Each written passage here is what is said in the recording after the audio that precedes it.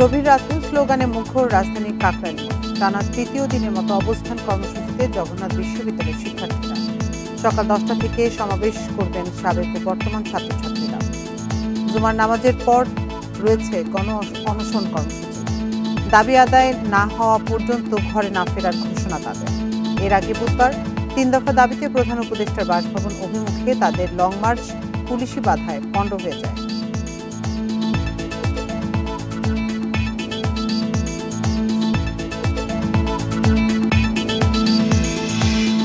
এ নিয়ে বিস্তারিত প্রতিবেদন থাকছে সংবাদের মূল আয়োজনে।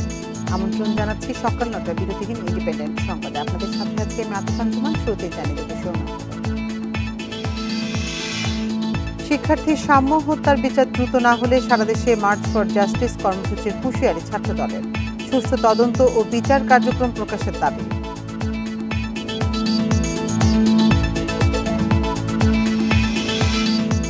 বাংলাদেশ ভারত গঙ্গা চুক্তির মেয়াদ শেষ হচ্ছে আগামী বছর। পানির ন্যায্য হিস্যা নিশ্চিতে সরকারের দৃঢ় অবস্থান নেয়ার তাগিদ।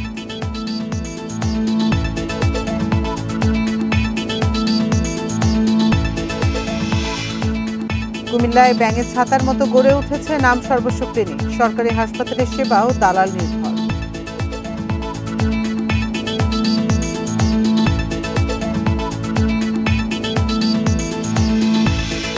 শুনছিলেন প্রধান শিরোনামগুলো। এছাড়াও সংবাদে আরও থাকছে। শাহজালালের 3rd টার্মিনালে আলাদা রানওয়ে না থাকায় জট তৈরির আশঙ্কা। অটোমেশনের সক্ষমতা বাড়ার দাবি কর্তৃপক্ষের।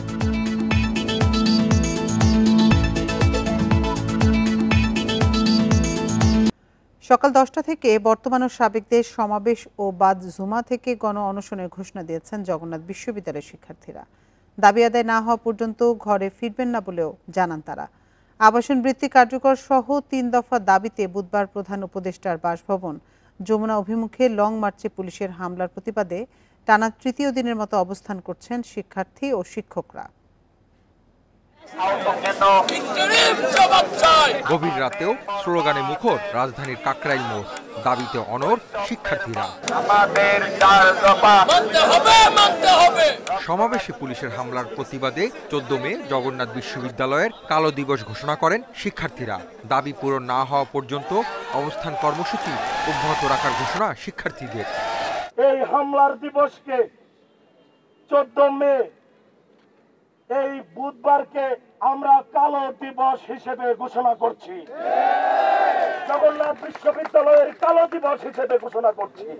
জগন্নাথ বিশ্ববিদ্যালয়ের শিক্ষক সমিতির সাধারণ সম্পাদক জানান, দাবি বাস্তবায়ন হলেই ঘরে ফিরবেন তারা। শুক্রবার সকাল 10টা থেকে বর্তমান ও সাবেক শিক্ষার্থী ও শিক্ষকদের সমাবেশ, বাদ জুমা গণ অনশনের ঘোষণা দেন। হয় দাবি আদায় হবে, নতুবা আমরা এখান থেকে আমাদের স্থান ত্যাগ করব না, আমাদের মৃত্যু হবে। বাদ জুমা আমাদের সামনে আর কোনো গত্যন্তর নেই, আমরা গণ অনশনে বসে যাব। ওইটা থেকে পালিত হবে গণ অনশন এবং অবস্থান কর্মসূচি। এরই মধ্যে আন্দোলনের অংশ হিসেবে বিশ্ববিদ্যালয় অনির্দিষ্টকালের জন্য বন্ধ ঘোষণা করা হয়েছে। 3 দফা দাবিতে সচিবালয় ঘেরাও সহ বেশ কয়েকবার আন্দোলন করে আসছে জগন্নাথের শিক্ষার্থীরা। আমরা আমাদের কর্মসূচির ব্যাপারে কথা বলবো। Hasif Mahmud Shah, independent news, Dhaka. প্রধান বিচারপতি, বিচারপতিদের বাসভবন ও সুপ্রিম কোর্টের প্রবেশ পথ সহ 9টি স্থানে সভা, সমাবেশ, মিছিল, শোভাযাত্রা ও বিক্ষোভ প্রদর্শন নিষিদ্ধ করেছে ঢাকা মহানগর পুলিশ। এই নিষেধাজ্ঞা বৃহস্পতিবার থেকে পরবর্তী নির্দেশ না দেওয়া পর্যন্ত জারি থাকবে। এক গণবিজ্ঞপ্তিতে পুলিশ এই তথ্য জানিয়েছে। উদ্ভূত পরিস্থিতিতে জনশৃঙ্খলা রক্ষায় এই সিদ্ধান্ত নেওয়া হয়েছে বলে জানানো হয়েছে। ঢাকা মেট্রোপলিটন পুলিশ অর্ডিন্যান্সের আওতায় এই নির্দেশনা দিয়েছে ডিএমপি। নির্দেশনায় বলা হয়, প্রধান বিচারপতি সরকারি বাসভবন, বিচারপতি ভবন, জাজেস কমপ্লেক্স, সুপ্রিম কোর্টের প্রধান গেট, মাজার গেট, জামে মসজিদ গেট, আন্তর্জাতিক অপরাধ ট্রাইব্যুনালের 1 ও 2 নম্বর প্রবেশ গেট, বিচার প্রশাসন ইনস্টিটিউটের সামনে আপাতত কোনো প্রকার সভা, সমাবেশ, মিছিল, শোভাযাত্রা ও বিক্ষোভ প্রদর্শন করা যাবে না।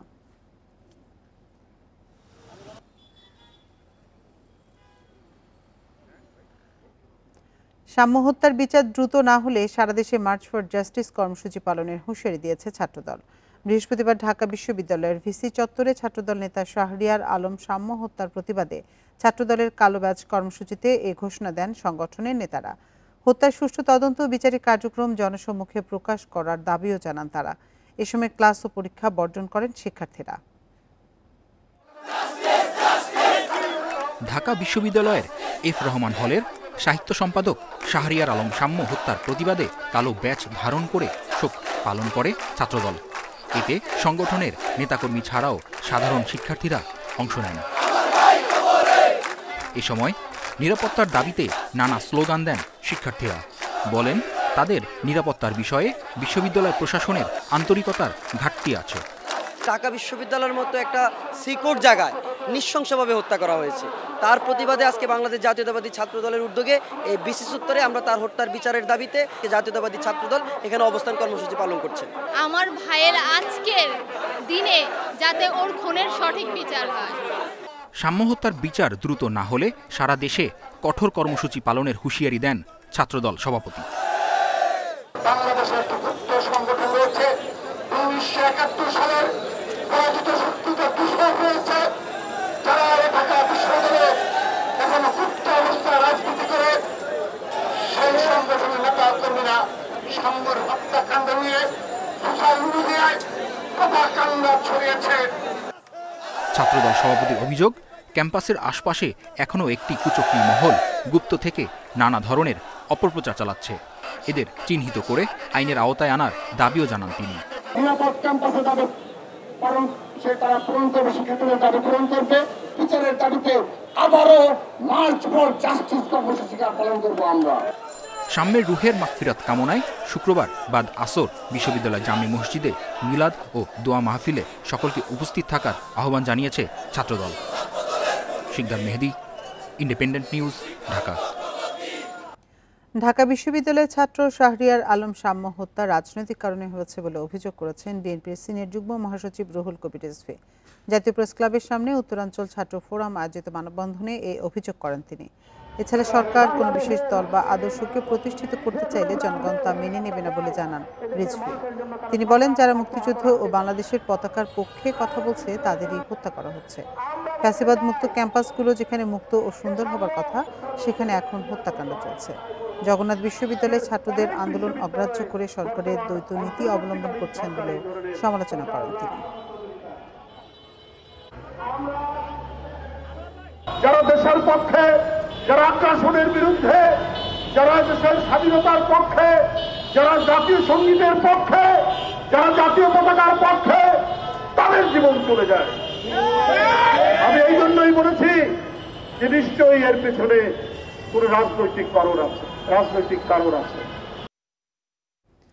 দেশের ভৌগোলিক অখণ্ডতা এ সরকারের হাতে নিরাপদ নয় বলে মন্তব্য করেছেন বিএনপির স্থায়ী কমিটির সদস্য মির্জা আব্বাস। বৃহস্পতিবার বিকেলে কুমিল্লা শিল্পকলা একাডেমিতে বিএনপির সদস্য ফর্ম নবায়ন ও বিতরণ অনুষ্ঠানে তিনি এ মন্তব্য করেন।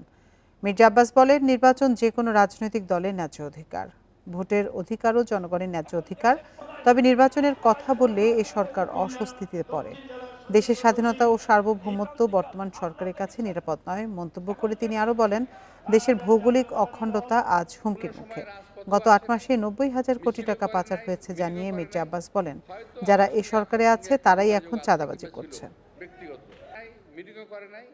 হয়তো আমার সঙ্গে আপনার সঙ্গে একটা যোগাযোগ আছে কিংবা ছিল।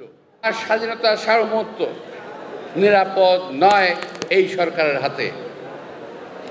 আমি আবার বলছি, এই সরকারের হাতে আমার দেশের ভৌগোলিক অখণ্ডতা নিরাপদ নয়। সাঙ্গপাঙ্গ যারা আছে এই সরকারের, তারাই নিজেরা এখন চাঁদাবাজি করতেছে, লুট তরাজ ব্যাংক ডাকাতি এরাই করতেছে। ৯০,০০০ কোটি টাকা গত ৮ মাসে পাচার হয়ে গেছে।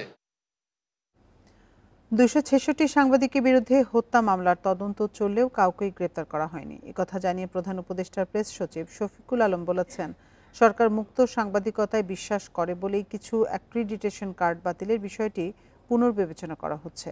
বৃহস্পতিবার জাতীয় প্রেস ক্লাবে এক আলোচনা সভায় এসব কথা বলেন তিনি। জাতীয় প্রেস ক্লাবে ফ্যাসিবাদ মুক্ত গণমাধ্যম চাই সংগঠনের গণ অভ্যুত্থান পরবর্তী গণমাধ্যমের হালচাল শীর্ষকেই আলোচনা সভা। বক্তারা বলেন, নতুন বাংলাদেশে গণমাধ্যমের স্বাধীনতা নিশ্চিত করতে শুধু সরকারের সদিচ্ছাই যথেষ্ট নয়, প্রয়োজন সাংবাদিকদের পেশাগত নৈতিকতাও। কখনো রবীন্দ্রনাথের পক্ষ নেওয়ার নামে, কখনো মুক্তিযুদ্ধের পক্ষ নেওয়ার নামে তাদের সারিতে তাদের দাঁড়াবার সুযোগ করে দিচ্ছে। 3 জন ভালো লোকের সঙ্গে একজন ফ্যাসিস্ট সাংবাদিক বা বুদ্ধিজীবী এসে দাঁড়াচ্ছে। গণমাধ্যমের যে 17 বছর যে দোষর, যারা নিজেদেরকে সাংবাদিক পরিচয় না দিয়ে তারা অনেকটা মিডিয়া লিগ পরিচয় দিতেন।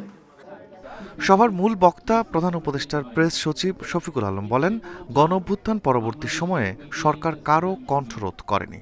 গত 9 মাসে কোনো গণমাধ্যম বন্ধ হয়নি, বরং গণমাধ্যমের পরিসর বেড়েছে, তৈরি হয়েছে সহনশীলতার পরিবেশ। একটা নিউজ আউটলেট বন্ধ করেনি, বরঞ্চ 2-1টা নিউজ আউটলেটের আপনার অনলাইনে অ্যাক্সেস পাওয়া যেত না, আমরা সেগুলোকে ওপেন করে দিয়েছি। আপনার নেত্র দেখেন। 266 সাংবাদিকের বিরুদ্ধে হত্যা মামলার তদন্ত চলছে জানিয়ে তিনি বলেন, এসব মামলায় কাউকে এখনও গ্রেপ্তার করা হয়নি। এছাড়া অ্যাক্রিডিটেশন কার্ড বাতিলের বিষয়টিও পুনর্বিবেচনা করা হচ্ছে। 266 জন জার্নালিস্টের এগেইনস্টে মার্ডার কেস হয়েছে, ডেইলি স্টারের একটা রিপোর্ট এসছে। কিন্তু আমাদের কথা হচ্ছে যে এই যে 266 জন যে মার্ডার কেস হয়েছে, কারা কারা করলেন? এটা কি গভর্নমেন্ট করিয়েছে? দেখেন, ব্লেমটা কিন্তু আমাদের দিকে আসে যে না, আপনারা করেন নাই ঠিকই, কিন্তু আপনারা তো অ্যাকশনই নিতে পারেন। শফিকুল আলম বলেন, অতীতে অনেক গণমাধ্যম ফ্যাসিবাদকে সহায়তা করলেও বর্তমান সরকার তাদের প্রতি প্রতিহিংসা দেখায়নি। Rifat Alam, independent news, Dhaka. 2024 সালে মালয়েশিয়া যেতে না পারা 17,000 কর্মীর মধ্যে শিগগির 7,926 জনকে নেবে দেশটি। একথা জানিয়েছেন প্রবাসী কল্যাণ উপদেষ্টা আসিফ নজরুল। আগামী কয়েক মাসে 1.5 লাখের মতো বিদেশি শ্রমিক নেবে মালয়েশিয়া। সেখানে বাংলাদেশিদের বেশি সুযোগ দেওয়ার অনুরোধ করেছে সরকার। এছাড়া অবৈধ হয়ে যাওয়া কর্মীদের বৈধতা দেয়া নিয়েও আলোচনা হয়েছে। 1 বছরের বেশি সময় মালয়েশিয়ায় শ্রমবাজার বন্ধ। এটি ফের চালু নিয়ে আলোচনা করতে গত মঙ্গলবার মালয়েশিয়ায় যায় প্রবাসী কল্যাণ উপদেষ্টার নেতৃত্বে 3 সদস্যের দল। বৃহস্পতিবার মালয়েশিয়ার স্বরাষ্ট্র, মানব সম্পদ ও বাণিজ্য মন্ত্রীর সঙ্গে বৈঠক করেন উপদেষ্টা আসিফ নজরুল। পরে ফেসবুকে এক ভিডিওতে তিনি জানান, বাংলাদেশি কর্মীদের মাল্টিপল ভিসা দিতে দ্রুত পদক্ষেপের আশ্বাস দিয়েছে মালয়েশিয়া। এছাড়া 2024 সালে সিন্ডিকেট বাণিজ্যের কারণে যেতে না পারা প্রায় 8,000 কর্মীকে শিগগির নেয়ার কথাও জানিয়েছেন তারা। নাম্বার ছিল 17,000-এর মতো। তো এটার ভিত্তিতে আমরা অনেক আলোচনা করেছি। তো তারা বলেছে তারা ব্যাচ ওয়াইজ নিবে। তো প্রথম ব্যাচ হিসাবে 7,926 জনের তালিকা ওনারা চূড়ান্ত করেছেন এবং এটা খুব অল্প সময়ের মধ্যে ওনাদেরকে মালয়েশিয়াতে কাজ করার সুযোগ দেওয়া যাবে। উপদেষ্টা জানান, আগামী কয়েক মাসে 1 থেকে 1.5 লাখ বিদেশি শ্রমিক নিতে পারে মালয়েশিয়া। এক্ষেত্রে বেশি সুযোগ দেওয়ার অনুরোধ জানিয়েছে বাংলাদেশ। এছাড়া অবৈধ হয়ে যাওয়া কর্মীদের বৈধতার বিষয় নিয়েও আলোচনা হয়েছে। আগামী কয়েক মাসে মালয়েশিয়া 1 থেকে 1.5 লক্ষ বিদেশি শ্রমিক নিতে পারে। তো আমাদেরকে মালয়েশিয়ার যে ইন্টেরিয়র হিউম্যান রিসোর্স মিনিস্টার আছে, উনি আশ্বস্ত করেছেন লোক দেওয়ার ক্ষেত্রে বাংলাদেশকে সর্বোচ্চ অগ্রাধিকার দেওয়া হবে। কর্মী পাঠাতে 2 দেশের সমঝোতা অনুসারে এজেন্সি বাছাইয়ের দায়িত্ব মালয়েশিয়া সরকারের। এই সমঝোতা স্মারক কিছুটা সংশোধনের প্রস্তাব দেবে বাংলাদেশ। 21 মে ঢাকায় যৌথ ওয়ার্কিং কমিটির বৈঠকে সেটি চূড়ান্ত হওয়ার আশা। সুলতানা জাহান মিতু, ইন্ডিপেন্ডেন্ট নিউজ, ঢাকা।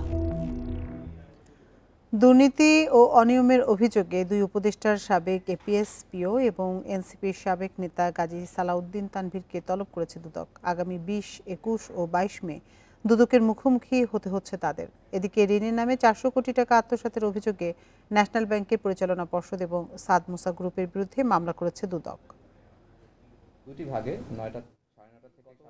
সম্প্রতি অন্তর্বর্তী সরকারের উপদেষ্টা আসিফ মাহমুদ সজীব ভুঁইয়ার সাবেক এপিএস মোয়াজ্জেম হোসেন ও স্বাস্থ্য উপদেষ্টা নূরজাহান বেগমের সাবেক ব্যক্তিগত কর্মকর্তা তুহিন ফারাবির বিরুদ্ধে 100 কোটি টাকার তদবির বাণিজ্যের অভিযোগ ওঠে। একইভাবে এনসিপি থেকে অব্যাহতি পাওয়া যুগ্ম সদস্য সচিব সালাউদ্দিন তানভীরের বিরুদ্ধেও কমিশন বাণিজ্যের অভিযোগ উঠেছে। এসব অভিযোগ নিয়ে অনুসন্ধানের নামে দুদক গঠন করা হয় 3 সদস্যের কমিটি। এবার অভিযুক্ত 3 জন সহ স্বাস্থ্য উপদেষ্টার আরেক ব্যক্তিগত কর্মকর্তা ডাক্তার মাহমুদুল হাসানকে চলতি মাসে তলব করেছে দুদক। দুর্নীতি দমন কমিশনের উপর আপনারা আস্থা রাখুন। দুর্নীতিগ্রস্ত যে কোনো ব্যক্তি সুনির্দিষ্ট বস্তুনিষ্ঠ যদি কোনো অভিযোগ দাখিল করা হয়, সেগুলির বিষয়ে আইনানুগ ব্যবস্থা গ্রহণ করা হবে। দুর্নীতির অভিযোগে এসব ব্যক্তির বিরুদ্ধে তদন্ত ও তাদের গ্রেপ্তারের দাবি ওঠে। তবে দুদক মহাপরিচালক জানান, কারো চাপে নয়, বরং আইন অনুযায়ী কাজ করবে সংস্থাটি। অনুসন্ধান দল এই অভিযোগ প্রমাণের জন্য সহায়ক যে সমস্ত দালিলিক প্রমাণাদি প্রয়োজন সেই সব দালিলিক প্রমাণাদি সংগ্রহের জন্য রেকর্ডপত্রের জন্য অধিযাচনপত্র প্রেরণ করেছেন এবং অভিযোগ সংশ্লিষ্ট যারা রয়েছেন তাদেরকেও তাদের বক্তব্য গ্রহণের জন্য ইতিমধ্যে পত্র প্রেরণ করেছেন।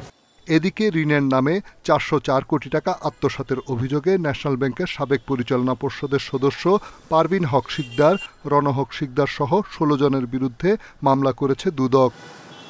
রিশাদ হুদা, ইন্ডিপেন্ডেন্ট নিউজ, ঢাকা। অবিলম্বে এনবিআর বিভক্তির অধ্যাদেশ বাতিল না করলে শনিবার থেকে কঠোর কর্মসূচির হুঁশিয়ারি দিয়েছে শুল্ক, ভ্যাট ও কর কর্মকর্তা কর্মচারীরা। বৃহস্পতিবার বিকেলে রাজস্ব বোর্ডে এক সংবাদ সম্মেলনে একথা জানান তারা। এ সময় তারা আরও বলেন, দীর্ঘদিন ধরে কাস্টমস ও ট্যাক্স সার্ভিসের হাজার হাজার কর্মকর্তা কর্মচারী রাজস্ব ব্যবস্থার টেকসই সংস্কারের দাবি করে আসছেন, অথচ সংস্কারের প্রধান অংশীজন হিসেবে তাদের মতামত গ্রহণ না করেই একটি অধ্যাদেশের মাধ্যমে নতুন কাঠামো প্রবর্তন করা হয়েছে, যা রাজস্ব ব্যবস্থায় অনিশ্চয়তা ও অস্থিরতা সৃষ্টি করবে। এমন পরিস্থিতিতে অধ্যাদেশ বাতিল না করলে শনিবার নতুন কর্মসূচি দেয়া হবে বলেও জানায় এনবিআর সংস্কার ঐক্য পরিষদ।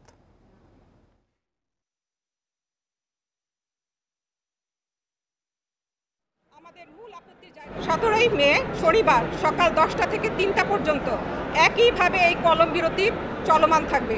পূর্বের মতোই আন্তর্জাতিক সেবা, যাত্রী সেবা, রপ্তানি কার্যক্রম এবং জাতীয় বাজেট প্রণয়ন কার্যক্রম এই কর্মসূচির বহির্ভূত থাকবে। সকাল 10টা থেকে বর্তমান ও সাবেকদের সমাবেশ করবেন জগন্নাথ বিশ্ববিদ্যালয়ের শিক্ষার্থীরা। বাদ জুমা গণ অনশনের ঘোষণাও দিয়েছেন তারা। এ নিয়ে আরও জানাতে রাজধানী কাকরাইল মোড় থেকে আমাদের সাথে যোগ দিচ্ছেন সহকর্মী আনোয়ার সাদাত নূর। আনোয়ার সাদাত, সকাল 10টা থেকে তো বর্তমান এবং সাবেকদের নিয়ে সমাবেশ করার কথা আছে জগন্নাথ বিশ্ববিদ্যালয়ের শিক্ষক এবং শিক্ষার্থীদের। এই মুহূর্তে আপনি সেখানকার পরিস্থিতি কি দেখছেন?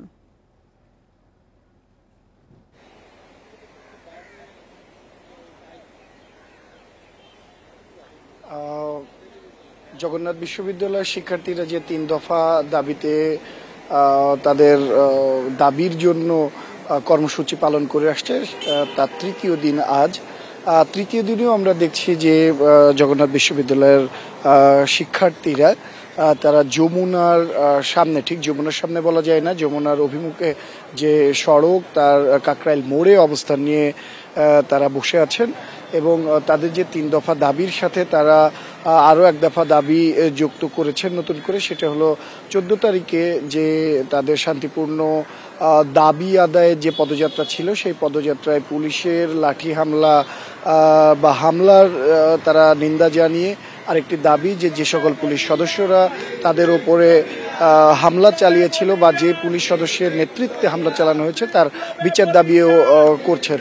এই 3 দফার পাশাপাশি এই 3 দফা দাবি আদায়ে তৃতীয় দিনে এসে তারা আজকে সকাল 10টা থেকে চলতি এবং সাবেক শিক্ষক শিক্ষার্থীরা সকলে মিলিয়ে একটি সমাবেশের ডাক দিয়েছে। এর পরে তারা যদি এর মধ্যে দিয়ে তাদের দাবি আদায় না হয় বা কোনো ধরনের আশ্বাস না পান, তাহলে তারা গণ অনশনে বসবে বলেও কিন্তু তারা জানিয়েছেন যে কোনো মূল্যে তারা দাবি আদায় করে তবে ক্যাম্পাসে ফিরবেন, এরকমটাও কিন্তু তারা হুঁশিয়ারি দিচ্ছেন। প্রয়োজনে তারা গণ অনশন করবেন অনির্দিষ্টকালের জন্য, সেরকম কিন্তু কঠোর হুঁশিয়ারির কর্মসূচিও ইতিমধ্যে দেওয়া হয়েছে। যদিও তার আগে একটি সমাবেশের আয়োজন করা হয়েছে, চলতি এবং সাবেক শিক্ষার্থী এবং শিক্ষকরাও সেখানে উপস্থিত থাকবেন এরকমটাই জানানো হয়েছে। এবং এই সমাবেশকে ঘিরে কিন্তু আমরা দেখছি যে যমুনার সামনে প্রধান উপদেষ্টার বাসভবনকে কেন্দ্র করে নিরাপত্তা পরিস্থিতিও জোরদার করা হয়েছে, যেমন সেখানে পুলিশ মোতায়েন করা হয়েছে, আমরা সেনাবাহিনীর উপস্থিতিও দেখতে পাচ্ছি এবং কাকরাইল মোড় থেকে ব্যারিকেড দিয়ে রাখা হয়েছে, মিন্টু রোডেও ব্যারিকেড এবং আরেকটি হেয়ার রোডেও কিন্তু ব্যারিকেড রাখা হয়েছে যেন কোনোভাবেই কোনো মিছিল বা উৎসুক জনতা কিংবা শিক্ষার্থীরা প্রধান উপদেষ্টার বাসভবনের সামনে বা যমুনার সামনে পৌঁছতে না পারে সে ব্যাপারে সতর্ক অবস্থান রাখা হয়েছে এবং আইন শৃঙ্খলা বাহিনী সদস্যরা প্রস্তুত আছেন যে কোনো পরিস্থিতির মোকাবেলা করার জন্য, কেননা সমাবেশে এখানে বিপুল শিক্ষার্থীদের সমাগম ঘটবে এরকমটাই জানিয়েছেন জবি শিক্ষার্থীরা বলছেন যে তারা সমাবেশকে সাফল্যমণ্ডিত করার জন্য তারা ইতিমধ্যে প্রস্তুতি গ্রহণ করেছেন এবং ক্যাম্পাস থেকে মানে তাদের ক্যাম্পাস প্রাঙ্গণ থেকে শিক্ষার্থীরা কিছুক্ষণের মধ্যেই কাকরাইল মোড়ে এসে সমবেত হবে এবং 10টায় তাদের যে কর্মসূচি তারা সেটি পালন করবেন এরকমটাই জানাচ্ছিলেন জবি শিক্ষার্থীরা। রাজধানী কাকরাইল মোড় থেকে সবশেষ তথ্য জানাচ্ছিলেন সহকর্মী আনোয়ার সাদাত নূর। পদ্মার উজানে ভারত নির্মিত ফারাক্কা বাঁধের প্রভাবে ভয়াবহ ক্ষতির মুখে রাজশাহী অঞ্চলের মানুষ। পানির প্রবাহ কমে যাওয়ায় প্রমত্তা পদ্মার বুকে এখন বিস্তীর্ণ চরাঞ্চল, বিপন্ন প্রায় এর জীববৈচিত্র্য ও জলজ প্রাণী। আগামী বছর শেষ হচ্ছে দুদেশের মধ্যকার চুক্তির মেয়াদ। নতুন চুক্তিতে পানির ন্যায্য হিস্যা নিশ্চিত করতে সরকারের দৃঢ় অবস্থানের পরামর্শ দিয়েছেন বিশেষজ্ঞরা। যতদিন নিজস্ব ধারায় চলতে পেরেছে পদ্মা, ততদিনই এর রূপ ছিল প্রমত্তা। কিন্তু 1975 সালে ভারত ফারাক্কা বাঁধ নির্মাণের পর থেকে রুগ্ন হতে শুরু করে এই নদী। রাজশাহী অঞ্চলের উপর দিয়ে বয়ে চলা পদ্মায় এখন দেখা মিলে ধুধু বালুচর। এর মাঝেই খুঁজতে হয় নদীকে, অথচ এক সময় এ নদীর গর্জন শোনা যেত অনেক দূর থেকে। তখন তো নদীতে স্রোতই নাই, ওরকম গর্জন ওরকম ঢেউ এমন তো নাই। এখন মাছের সংখ্যা বাড়ানোই নাই, চ্যানেল আছে এরকম। রাজশাহীতে পদ্মার পানি প্রবাহের বিপজ্জনক উচ্চতা 18.05 মিটার। 2010 সালে যা সর্বোচ্চ 19.47 মিটারে ওঠে। গত 12 মে এই উচ্চতা অস্বাভাবিকভাবে নেমে দাঁড়ায় 6.95 মিটারে। ভরা বর্ষাতেও আগের মতো পানির প্রবাহ থাকে না এই নদীতে। বিভিন্ন আপনার শাখা নদী অনেকগুলো আপনার অলরেডি মারা গেছে, যেগুলো আমাদের হচ্ছে হলো এক সময় প্রবাহ থাকতো এবং সেটা আপনাদের আর্থসামাজিক অবস্থা কৃষির উপর একটা বড় রোল প্লে করতো। সাস্টেনেবল চুক্তি করা প্রয়োজন, যেটার ফলে আমরা ভবিষ্যতে আমাদের পদ্মা নদীর ফ্লোটাকে আমরা স্বাভাবিক রাখতে পারবো। বাংলাদেশ ভারতের মধ্যে যে পানি চুক্তি রয়েছে তা দেশের জন্য মঙ্গলজনক নয়। পানির ন্যায্য অধিকার নিশ্চিত করতে হলে নিজেদের শক্ত অবস্থান জরুরি বলে মনে করেন নদী গবেষকরা। জয়েন্ট রিভার কমিশনে তারা অনীহা প্রকাশ করে বারবার, কিন্তু না, আমাদের স্বাধীন পররাষ্ট্র নীতি, স্বাধীন একটা দেশ, আমাদের সঙ্গে চুক্তি আছে, তোমার ঘন ঘন বসতে হবে এবং এ ব্যাপারে সঠিক জবাবদিহিতা দরকার। আলোচনার মাধ্যমে নতুন চুক্তিতে নিজেদের অধিকার প্রতিষ্ঠা করা না গেলে আগামীতে এই সংকট আরও জটিল হবে বলে মনে করেন বিশিষ্টজনরা। Ahsan Habib, Apu, independent news, Rajshahi. ভুল চিকিৎসায় পা হারালো এসএসসি পরীক্ষার্থী। মৃত্যুর কোলে ঢলে পড়ছেন প্রসূতি মায়েরা। চিকিৎসক না হয়েও বেসরকারি হাসপাতালে রোগীদের জিম্মি করে আদায় করছেন টাকা। এই চিত্র কুমিল্লা জেলার স্বাস্থ্যসেবার। সেখানে ব্যাঙের ছাতার মতো গজিয়ে উঠেছে নাম সর্বস্ব হাসপাতাল। সরকারি হাসপাতালের সেবাও বন্ধ হয়ে গেছে, সম্পূর্ণ দালাল নির্ভর। ঢাকা থেকে 100 কিলোমিটার দূরে কুমিল্লা। প্রবাসী আয়ে আমূল বদলেছে জেলার অর্থনীতি, কিন্তু এখনো অন্ধকারে রয়ে গেছে এখানকার স্বাস্থ্যসেবা। আমার মেয়েরে শেষ করলো রে। দেবিদ্বার উপজেলায় যুক্তগ্রামে প্রসূতি মুক্তা সরকারের মৃত্যুর খবরে আহাজারিতে ভারী পুরো গ্রাম। এদিন হয়েছে ডাক্তার কামরুন রানীর জন্য। সে দেবিদ্বারের এমন ওর দ্বারা অনেক ক্ষতিগ্রস্ত হয়েছে, ফ্যামিলি অনেক ক্ষতিগ্রস্ত হয়েছে। আমি চাই এই ডাক্তার কামরুন নাহার এই দেবিদ্বার থেকে বিদায় হোক। মুক্তার সিজার হয় দেবিদ্বার স্কয়ার হাসপাতালে, তবে তাই নিতে চায় না হাসপাতালটি। আমরা যে রোগীদেরকে স্টেটমেন্ট করি, চিকিৎসা করি, এই চিকিৎসার দায়ভার তো আমরা নেই না, নেয় কে? তার ডাক্তার। নাজমুলের পা হারানোর ক্ষেত্রেও ভুল চিকিৎসার অভিযোগ। এজন্য এবারের এসএসসি পরীক্ষা দিতে পারেননি তিনি। প্লাস্টারটা যেভাবে করছে এখানে রক্ত চলাচল অফ হয়ে গেছে। ডাক্তারে ভুল ট্রিটমেন্ট করছে, এর জন্য পাটা এরকম হয়ে গেছে। এক একটি উপজেলায় অর্ধশতের বেশি হাসপাতাল, ক্লিনিক, অধিকাংশই স্বাস্থ্য অধিদপ্তরের নিয়ম মানে না। নরমাল ডেলিভারির প্রতিশ্রুতি দিয়ে করা হয় সিজার। এটা হচ্ছে গৌরীপুরে একমাত্র নরমাল ডেলিভারি প্রতিষ্ঠান। নরমালি ভাবে ডেট দিছিল 21 তারিখ, তো যেহেতু নরমালি হবে না, তো এই জন্য সিজার করতেছিল। এমন পরিস্থিতি যে শুধুই বেসরকারি হাসপাতাল তা নয়, কুমিল্লা মেডিকেল কলেজ হাসপাতালের চিত্র আরও ভয়াবহ। দালালরা রোগী ভাগিয়ে নিচ্ছে অন্য হাসপাতালে, অ্যাম্বুলেন্স চালকরা নিয়ন্ত্রণ নেয় হাসপাতালের। আমি ডাক্তারের সাথে কথা বলতে আসছি, আমার সাথে দালালি শুরু করছে। হাসপাতালের নানা অভিযোগ নিয়ে জানতে চাইলে জনবল সংকটের অজুহাত দেন পরিচালক। টানাপোড়েনের মধ্যেই আমরা আছি, এটা নিয়ে চলতেছি। আর যেটি কথা হচ্ছে যে জনগণকে সচেতন হতে হবে। আপনি তো একটা হসপিটালে ভর্তি হলেন, এখানে একটা সিস্টেম আছে, এখানকার ম্যান পাওয়ার আছে, আপনি তাদের শরণাপন্ন হন। দরকার হলে আপনি ডাইরেক্টর সাহেবকে ফোন করেন যে আমার রোগী ভাগায় নিয়ে চলে যাচ্ছে। এদিকে সিভিল সার্জন দাবি করেছেন অভিযোগ পেলেই ব্যবস্থা নেওয়া হয়। চেষ্টা করে যাচ্ছি, আমরা কন্টিনিউয়াস সুপারভিশনে রাখতেছি, তারপরেও কিছু ঘটছে এবং ঘটলেই আমরা সাথে সাথে অ্যাকশন নিচ্ছি। কুমিল্লা জেলায় বর্তমানে 570টির বেশি বেসরকারি হাসপাতাল ক্লিনিক রয়েছে, এর মধ্যে 160টিরই লাইসেন্স নেই। সাদাত রহমতুল্লাহ, ইন্ডিপেন্ডেন্ট টেলিভিশন, কুমিল্লা। কুমিল্লা স্বাস্থ্যসেবা নিয়ে আজ রাত 9:30টায় বিস্তারিত থাকছে ইন্ডিপেন্ডেন্ট টেলিভিশনের অনুসন্ধানমূলক অনুষ্ঠান তালাশে। এবার চলে যাচ্ছি অন্যান্য খবরে। এবছরের ডিসেম্বর নাগাদ চালু হতে পারে শাহজালাল বিমানবন্দরে 3rd টার্মিনাল, কিন্তু আলাদা রানওয়ে না থাকায় উড়োজাহাজ চলাচলে জট তৈরির শঙ্কা দেখা দেবে বলে মনে করছেন এভিয়েশন বিশেষজ্ঞরা। তারা বলছেন থাকা উচিত ছিল প্যারালাল রানওয়ে। এদিকে সিভিল এভিয়েশন বলছে অটোমেশন হচ্ছে এই বিমানবন্দর, পুরোপুরি চালু হলে সক্ষমতা আরও বাড়বে, পরিচালনা করা যাবে অনেক বেশি ফ্লাইট। বিমানবন্দরের 3rd টার্মিনাল আকাশপথে যোগাযোগের নতুন যুগের সূচনা করবে এমন প্রতিশ্রুতি দিয়েছিল বিগত সরকার। তবে চালুর আগেই নির্মাণ খরচ, সক্ষমতা ও কার্যকারিতা নিয়ে উঠেছে প্রশ্ন।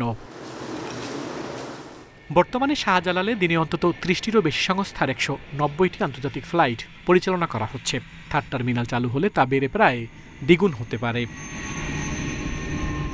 এভিয়েশন বিশেষজ্ঞরা বলছেন বর্তমানে একটি রানওয়েতে উড়োজাহাজ ওঠানামায় 10 থেকে 25 মিনিট পর্যন্ত অপেক্ষা করতে হয়।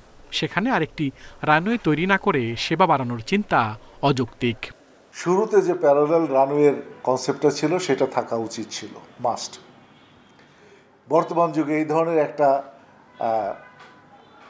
যেখানে এক্সপেক্ট করা যাচ্ছে 20 থেকে 30 মিলিয়ন প্যাসেঞ্জার অ্যানুয়ালি করবে, সেখানে সিঙ্গেল রানওয়েতে ইম্পসিবল। বর্তমানে সিঙ্গেল রানওয়ে সম্ভব না। প্রকল্পে দ্বিতীয় আরেকটি রানওয়ে করার প্রস্তাব থাকলেও পরে সেটি বাতিল করা হয়। সিভিল এভিয়েশন কর্তৃপক্ষের দাবি, বিমানবন্দরকে ম্যানুয়াল পদ্ধতি থেকে অটোমেশনে কনভার্ট করা হয়েছে, তাই একটি রানওয়ে দিয়ে উড়োজাহাজ পরিচালনায় কোনো শঙ্কা দেখছেন না তারা। কমপ্লিটলি অটোমেটেড সিস্টেমে যাচ্ছি, সেই সিস্টেমে তো একটা আপনাকে ধীরে ধীরে যেতে হবে। এই ট্রানজিশন যেন সুন্দর এবং স্মুথ লাগে হয়, সেই জন্য কিন্তু আমরা একটা প্রোগ্রাম করে গত 3 দিন ধরে অলরেডি অপারেশন শুরু হয়েছে এবং কন্টিনিউয়াসলি অপারেশন চলতে থাকবে। 2টা টাওয়ার থেকে কন্টিনিউ অপারেশন হচ্ছে, একটা হলো আগের টাওয়ার থেকে, একটা হলো নতুন টাওয়ার থেকে, যেটা হলো অটোমেটেড টাওয়ার। তো 2টা টাওয়ার থেকে হলে আমাদের কন্ট্রোলাররা যাদের ইয়েগুলো আছে সে আস্তে আস্তে সুইপ করে একটা সময় by October will be CNS এবং এটিএম যে সিস্টেম আছে ফুলি অটোমেটেড হয়ে যাবে, ইন্টিগ্রেটেড হয়ে যাবে এবং আমরা কমপ্লিট অপারেশন করব। 3rd টার্মিনালের প্রায় 100% কাজ শেষ, চলছে সর্বশেষ কিছু সরঞ্জাম বসানো এবং ভিআইপি অংশের ভেতরের অল্প কিছু কাজ।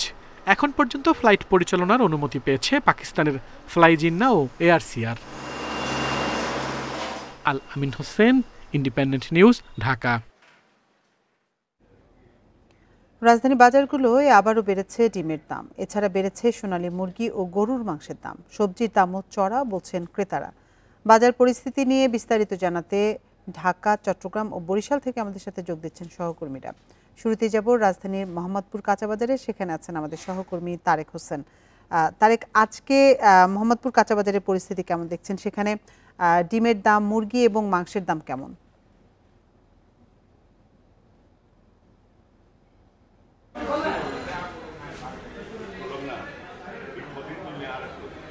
জি, যেমনটা বলছিলেন, আসলে কয়েক সপ্তাহের ব্যবধানে যদিও বাজারটা কিছুটা অস্থিতিশীল ছিল, তবে আজকে এসে যেটি দেখতে পেলাম যে বাজারে সরু চালের দাম আগের তুলনায় অনেকটা কমেছে। প্রায় কেজিতে 10 থেকে 15 টাকা করে সরু চালের দামে কমতি দেখা গেছে। বিশেষ করে এখন সরু চাল বলে যেটা বিক্রি হচ্ছে, বিশেষ করে এটাকে অনেকে মিনিকেট হিসেবেও জানে, সেটা 75 টাকা কেজি দরে বিক্রি হচ্ছে। এছাড়া অন্যান্য যে চালগুলো রয়েছে, মোটা চাল বা মাঝারি চাল, সেগুলো কিন্তু প্রায় 62 টাকা 60 টাকা কেজি দরে বিক্রি হচ্ছে। আর আমরা যেমনটা দেখতে পেয়েছি যে বাজারে মুরগির দামে কিছুটা কমতি দেখা গেছে। গত 2 সপ্তাহের ব্যবধানে মুরগির দাম প্রায় ব্রয়লার মুরগি কেজিতে 10 থেকে 15 টাকা করে কমেছে এবং ব্রয়লার মুরগি কেজি বিক্রি হচ্ছে 160 থেকে 170 টাকা। সোনালী মুরগি বিক্রি হচ্ছে 260 থেকে 280 টাকা কেজি দরে। যেটা বিক্রেতারা জানান যে এখন এই সময় কিছুটা মুরগির দাম কম রয়েছে, তবে বাড়তি দেখা গেছে ফার্মের মুরগির যে ডিম সেটা গত 1 মাসের ব্যবধানে প্রতি ডজনে প্রায় 20 থেকে 25 টাকা বেড়েছে। প্রতি ডজন ফার্মের মুরগির ডিম বিক্রি হচ্ছে এখন 135 থেকে 140 টাকায়। আর আমরা যেটা দেখতে পেয়েছি যে বাজারে এখন পেঁয়াজ, রসুন, আদা এগুলোর দাম মোটামুটি গত 2-1 সপ্তাহের ব্যবধানে কিছুটা কম রয়েছে, তবে পেঁয়াজের দাম একটু বাড়তি দেখা গেছে, যেটা মাসের ব্যবধানে প্রায় 20 থেকে 25 টাকা কেজিতে বেড়েছে। বর্তমানে পেঁয়াজ বিক্রি হচ্ছে 60 থেকে 65 টাকা কেজি দরে এবং 1 সপ্তাহের ব্যবধানে পেঁয়াজের দাম বেড়েছে প্রায় কেজিতে 5 টাকা করে। আর রসুন যেটা আমরা দেখতে পেয়েছি কেজিতে বিক্রি হয়েছে 120 থেকে 130 টাকা। এর আগে যেমনটা ছিল 2 সপ্তাহের ব্যবধানে এর আগে ছিল প্রায় 140 থেকে 160 টাকা কেজিতে। তো মোটামুটি আগের দামেই অধিকাংশ পণ্যের দাম স্থিতিশীল রয়েছে। আর এখন যেটা দেখতে পাচ্ছি যে গ্রীষ্মকালীন সবজি শুরুতে যেমনটা দাম ছিল তার থেকে কিছুটা কমে এসেছে, তবে বেশ কিছু সবজির দাম এখনও চড়া রয়েছে।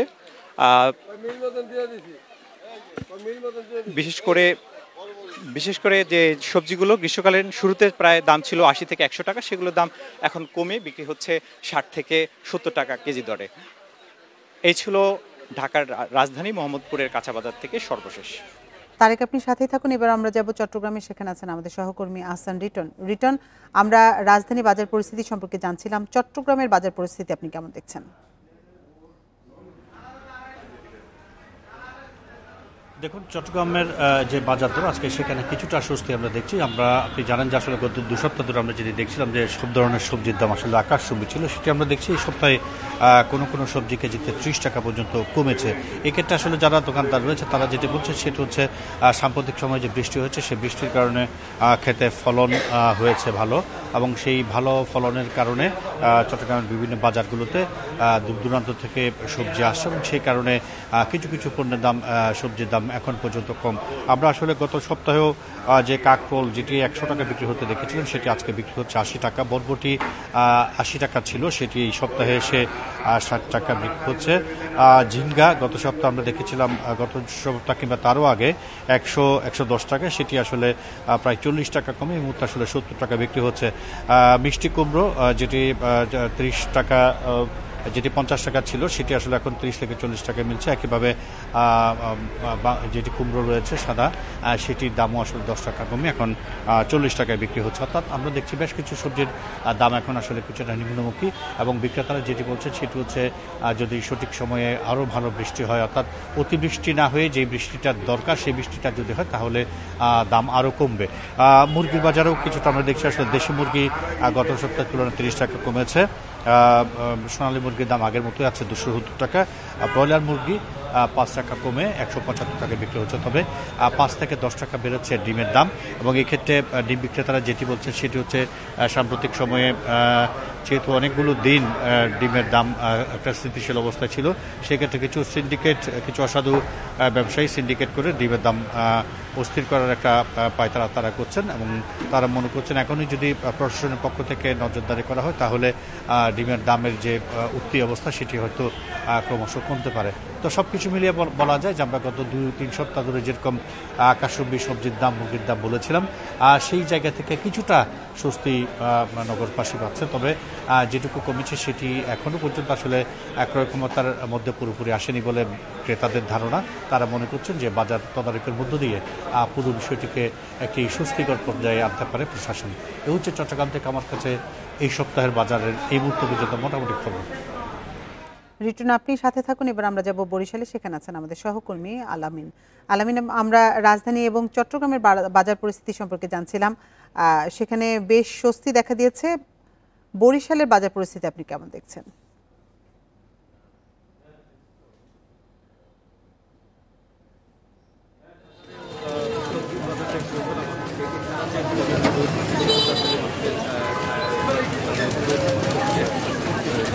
তবে যে বরিশালের বাজারে যে আমরা সবজির বাজারটা দেখছি সেটি হচ্ছে যে বিভিন্ন সময় কিন্তু আসলে সবজির দাম ওঠানামা করতেছে। গত সপ্তাহে যে দাম ছিল তার চেয়ে কিছু সবজির দাম 10 থেকে 15 টাকা পর্যন্ত কমেছে। এছাড়া কিছু যে ফুডপটের দাম কিন্তু আবার বেড়েছে। এর মধ্যে বরিশালের সরকার দাম 50 টাকা, গত সপ্তাহে 60 টাকা ছিল, 10 টাকা কেজিতে কমেছে। পোস্টের দাম কমেছে, 40 থেকে 50 টাকায় বিক্রি হচ্ছে। বেগুন 80 টাকায় বিক্রি হচ্ছে। করলা বিক্রি হচ্ছে 50 থেকে 60 টাকায়। পেঁপে বিক্রি হচ্ছে, পেঁপে আরও 60 টাকা কেজি দরে বিক্রি হচ্ছে।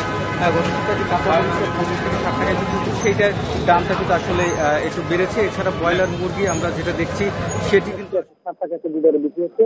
সব মিলিয়ে কিন্তু বরিশালের যে বাজার পরিস্থিতি গত সপ্তাহ থেকে এই সপ্তাহে কিছুটা স্বস্তি দেখা যাচ্ছে। তো এই ছিল আমার কাছে বরিশাল থেকে। রাজধানী মোহাম্মদপুর, চট্টগ্রাম এবং বরিশাল থেকে বাজার পরিস্থিতি নিয়ে সবশেষ তথ্য জানাচ্ছিলেন আমাদের সহকর্মীরা। চট্টগ্রামের কালুরঘাট সেতুর নাম ছাড়া ভিত্তিপ্রস্তর স্থাপন করায় প্রশংসায় ভাসছেন প্রধান উপদেষ্টা অধ্যাপক ডক্টর মোহাম্মদ ইউনূস। অনেকে বলছেন এমন নজির বাংলাদেশের ইতিহাসে এটাই প্রথম। ব্যক্তিগত স্বীকৃতির চেয়ে জনগণের কল্যাণকে প্রাধান্য দেয় বিষয়টিকে ইতিবাচক হিসেবে দেখছেন বিশিষ্টজনরা। বলছেন বিষয়গুলোই দেশের মানুষ মনে রাখবে। 2 দশক ধরে জরাজীর্ণ চট্টগ্রামের কর্ণফুলী নদীর উপর থাকা কালুরঘাট সেতু ঝুঁকি নিয়ে যাতায়াত করতে হতো ট্রেনসহ নানা যানবাহনকে। অবশেষে বুধবার নতুন সেতুর ভিত্তিপ্রস্তর উদ্বোধন করেন প্রধান উপদেষ্টা অধ্যাপক ডক্টর মোহাম্মদ ইউনূস। অতীতে সব প্রকল্পের উদ্বোধন ঢাকঢোল পিটিয়ে ব্যক্তির নামে করা হতো, তবে 700 মিটার দীর্ঘ এই সেতুর উন্মোচিত ফলকে নেই প্রধান উপদেষ্টার নাম। এতে সামাজিক মাধ্যমে প্রশংসা কুড়াচ্ছেন প্রধান উপদেষ্টা। আমাদের জনগণের টাকায় যে সব প্রকল্প হবে এগুলো আসলে কোনো ব্যক্তি বা কারোকে ওইখানে হাইলাইট করার কোনো কিছু নেই।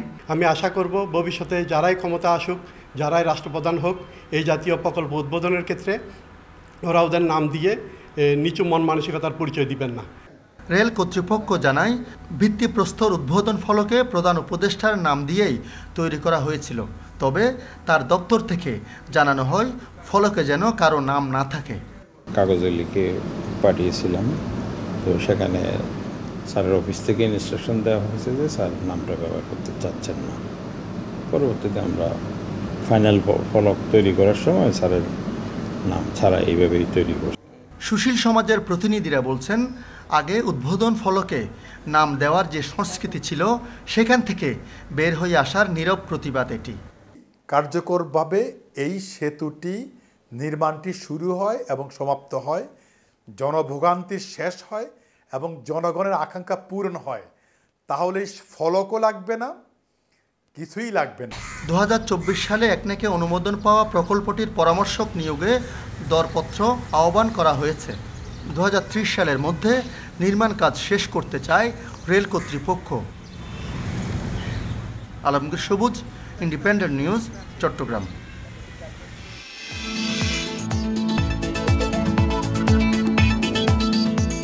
মহাকাশে নভোচারীদের জন্য প্রতি 1 কিলোগ্রাম খাবার পাঠাতে খরচ $20,000। এবার মহাকাশেই খাদ্য উৎপাদন নিয়ে গবেষণা করছেন বিজ্ঞানীরা। জ্বালানি ও ওষুধ তৈরির পরিকল্পনাও তাদের। এর মধ্যে পাঠানো হয়েছে জৈব চুল্লি। এর আগে 2021 সালে আন্তর্জাতিক মহাকাশ স্টেশনে মরিচ চাষের কথা জানায় নাসা।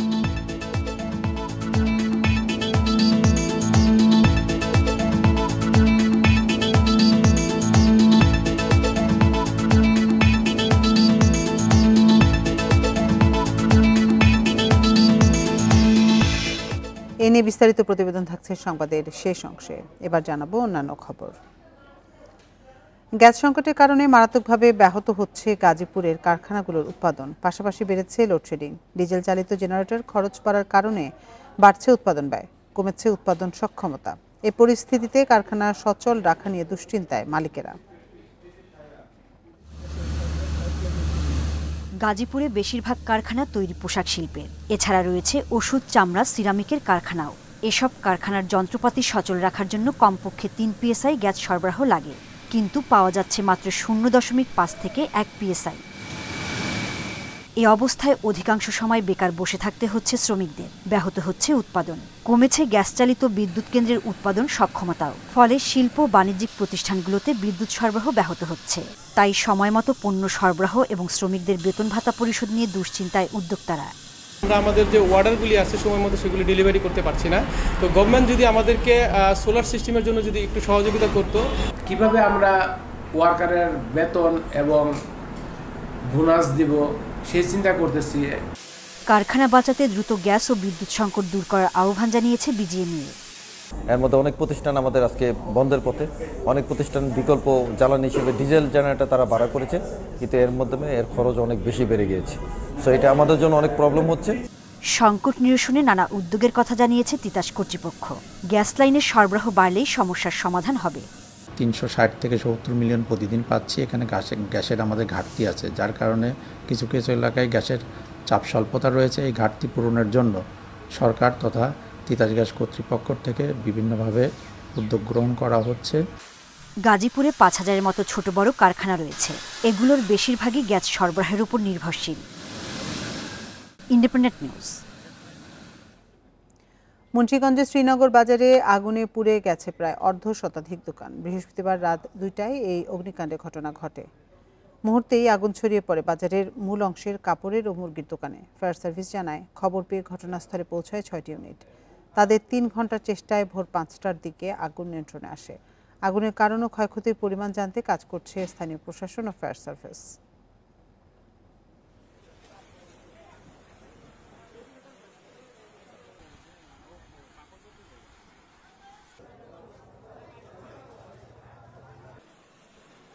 আর এই ছিল এখনকার সংবাদে। এতক্ষণ সাথে থাকার জন্য ধন্যবাদ সবাইকে।